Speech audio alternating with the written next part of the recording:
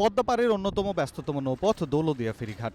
সচল ঘাটগুলোর উপর যানবাহনের চাপ কমাতে নতুন করে ৫ নম্বর ঘাটটি সচল করার উদ্যোগ নিয়েছে বিআইডব্লিউটিএ।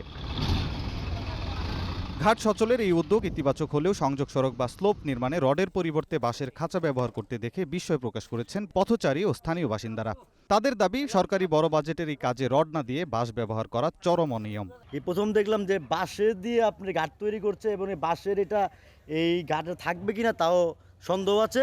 এই ঘাটে বাস ব্যবহার হইতেছে, রাস্তা উঁচু নিচু হইতেছে, আমরা গাড়ি চালা আমাদের প্যাসেঞ্জার নিয়ে কষ্ট হয়, কেন বাস ব্যবহার করতেছে? স্থানীয়দের অভিযোগের তীর দুর্নীতির দিকে থাকলেও বাংলাদেশ অভ্যন্তরীণ নৌ পরিবহন কর্তৃপক্ষ বা বিআইডব্লিউটি এর দায়িত্বপ্রাপ্ত প্রকৌশলী জানালেন ভিন্ন কথা।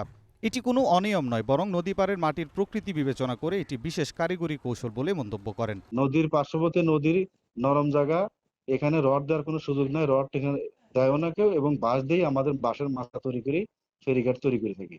কর্তৃপক্ষের প্রকৌশলগত যুক্তি যাই হোক, সাধারণ মানুষের মনে সংশয় কাটছে না। প্রতিদিন শত শত ভারী যানবাহন এই ঘাট দিয়ে পারাপার হবে, তাই আধুনিক প্রযুক্তির ছোঁয়ায় আরও মজবুতভাবে ঘাটটি নির্মাণের দাবি ভুক্তভোগীদের।